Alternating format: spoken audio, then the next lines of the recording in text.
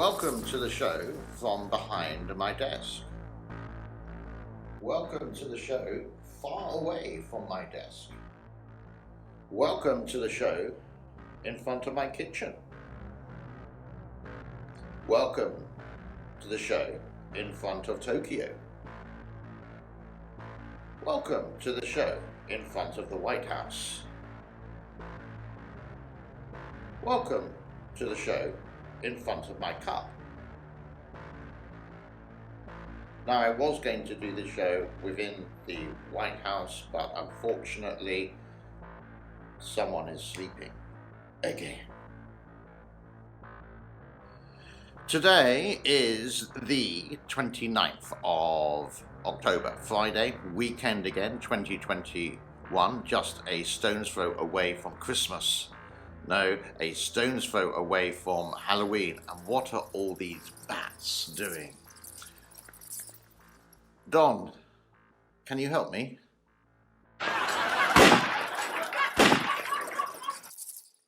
Well, that's a lot better. Let's have a look what's happening. And yes, Tokyo is appearing in the show. I've been inundated by, where's Tokyo? Where's Tokyo? Well, I managed to capture a bit of him this morning. Sometimes now, because we have this big space and lots of workers drilling holes and next door neighbours putting in air conditioning, so you may get the odd drill noise. He's out a lot, having a wonderful time in his brand new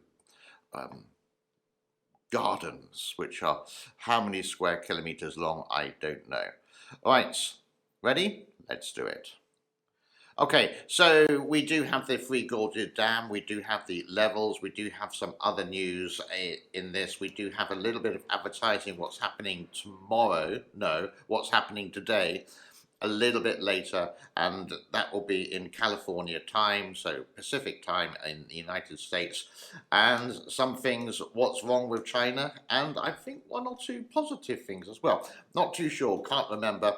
Let's go. So, levels of the Three Gorges Dam, the biggest hydroelectric power dam in the world.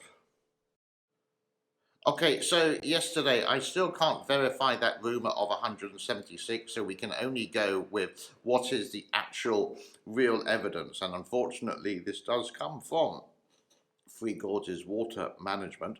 And if you look at the bottom right-hand side, you can see the website there. Looking at the end, or in the 24-hour period, at 100 and... Oh, I can't see. Hold on a minute. Here we go. That's a bit better. 174.5 at the Three Gorges. Chongqing, 600 kilometres upstream, seems to have gone up, 175.47. And now let's have a look at the weather as well for you around that particular area. I have remembered to turn off the music this time. The little paw print is by Ish, very Ish, the Three Gorges, and just, well, you could say the same as yesterday, little sprinkling of rain here and there, but then the rain does come through the whole of the Yangtze Basin, so nothing as much as the summer, or especially last year, 2020, but we can look at some weather reports in case I am wrong, but we can also have a look at the snowfall in China as well. I know one or two people are interested, and it looks like this. A little bit later on, round about the end of November, December, there will be some snow at the Three Gorges, not actually in the dam itself, but in the mountains. But moving the mouse around, and in Tibet we are in now, you can see some levels there which are there for you. You can see the number and have a look.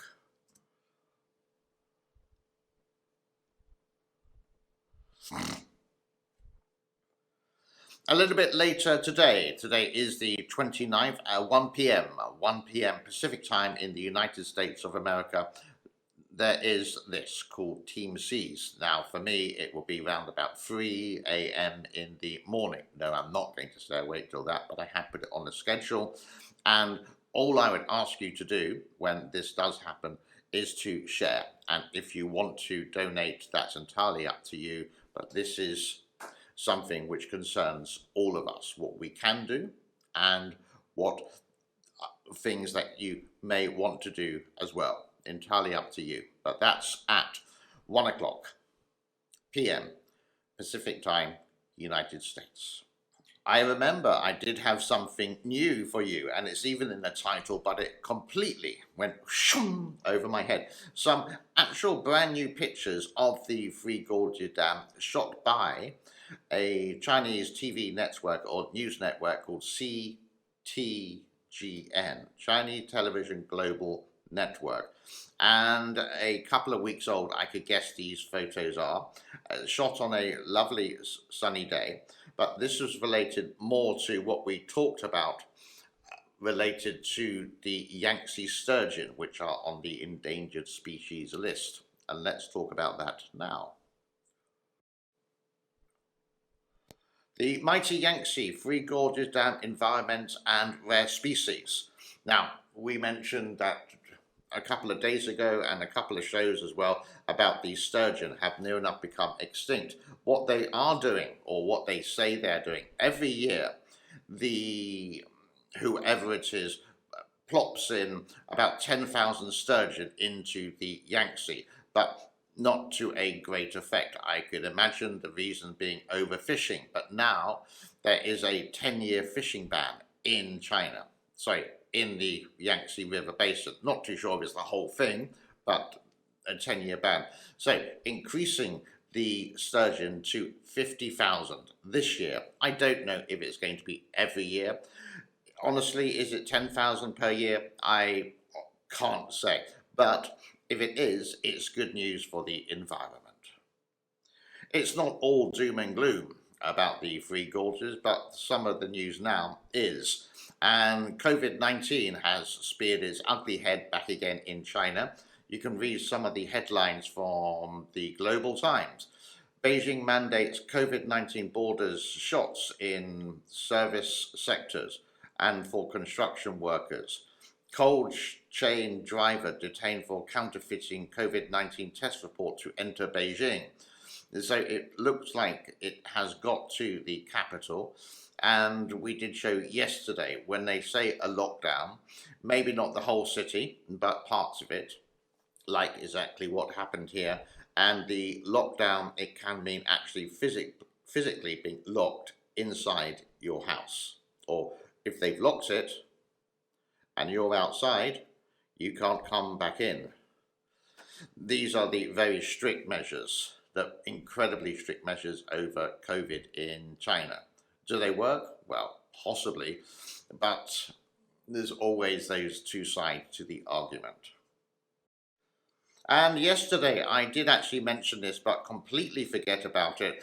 Something different about China, not about China, it's just about the presidential kind of things in the United States. Again, this is purely just interest. The polls are still open. But you can see I put out two, who has been the worst president and who has been or the best president in the 21st century. And you can see the winners for both polls. So you can see the winners by a very high percentage there. Interesting. I am going to do some other polls, but I don't know which ones I'm going to do at the moment. So how do you know about them? Quite simply, notification, share and like, and stay tuned to my channel every day and tell your friends. I have just under 30,000 people who do watch the show, or have subscribed to the show, but I only get like 1, 2, 3, 4,000 people who watch it. It's not that boring, is it?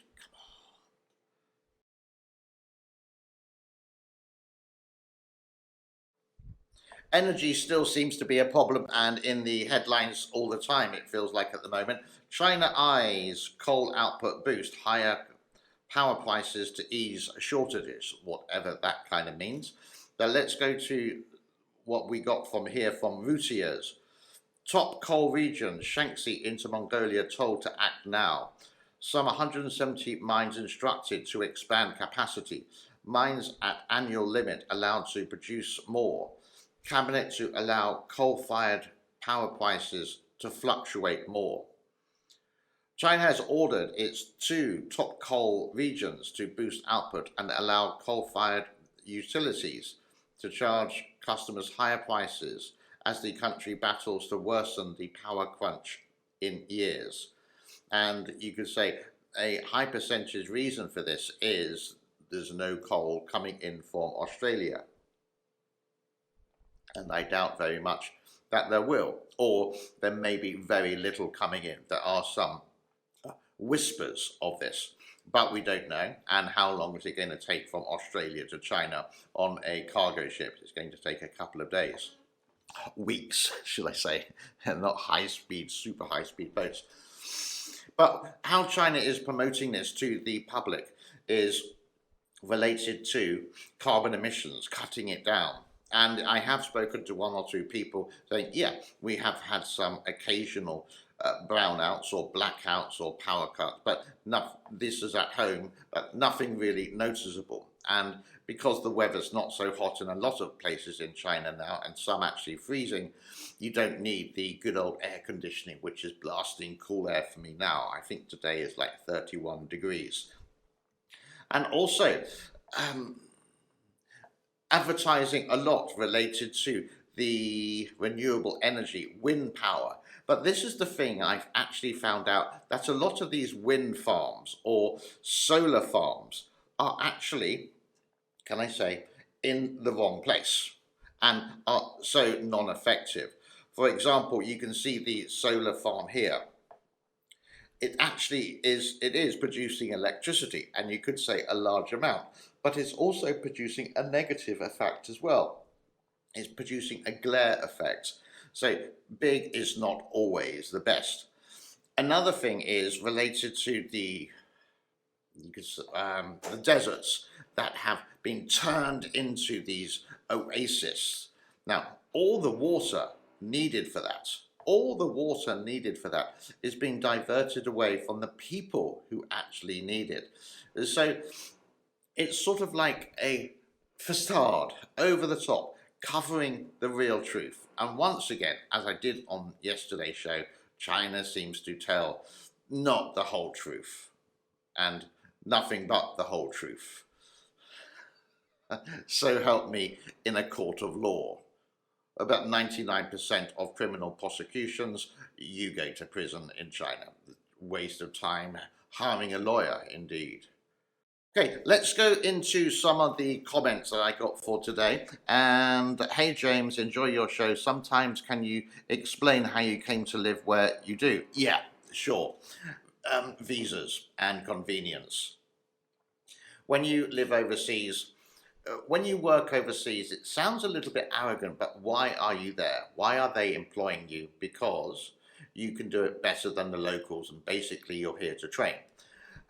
I'm retired, but I still do bits and pieces like YouTube and help other people. And with this, Cambodia is a great place to live. The transportation, the air travel, you can be anywhere near enough in Asia in 2 or 3 hours. For example, Bangkok is just down the road, and visas for Thailand are just a complete nightmare. You got to have a 800,000, like 30,000 in a bank account in Thailand, and you got to report to the police every 3 years. Here, I just every year pay for a visa, not very expensive, and that's it. Yeah? And you have to register online. You don't have to go to immigration yourself. It's so much easier and very convenient to do indeed. So this is possibly the main reason. Convenience and travel, when you can travel, is pretty easy. So why not? Yeah, a lot easier than other countries. Malaysia, for example, they suddenly changed the rules, and you've got to have like a bucket load of money in the bank. Never mind. Got to say hello to Pacific Pammy. My poor hubby, every time the rabbit yesterday came across, he would thinking it was a mouse attack. I was rolling around with laughter. Glad it helped, Pammy. No problem at all. Now, another piece of news. Hopefully in November, I'm not going to give the date at the moment, I'm going to do a be on another channel. Ooh, exciting. And this is a guy called Lewis who lives in in the country, I'm going to say the country of Taiwan, and just going to have a live chat. I will put a link and everything in the description if you want to. It's possibly going to be in the evening, my time, and something to look forward to. In the planning process at the moment, and when I get more information I will have it as well. If you want to see his 2 channels on YouTube, please go to the description below and the link is there. And he does have his second channel he does is all about Taiwan. Very interesting if you want to know about the country of Taiwan. And people are requesting the animal in charge, Tokyo. Here he is.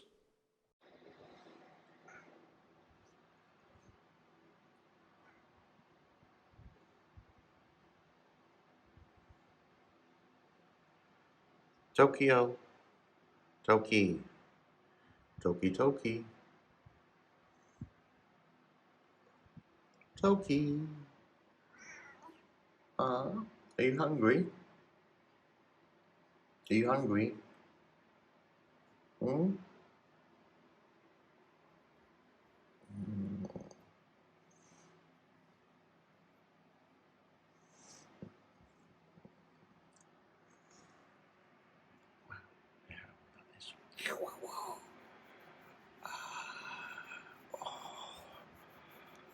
Oh, tail up, tail up, tail up. Yes. Oh.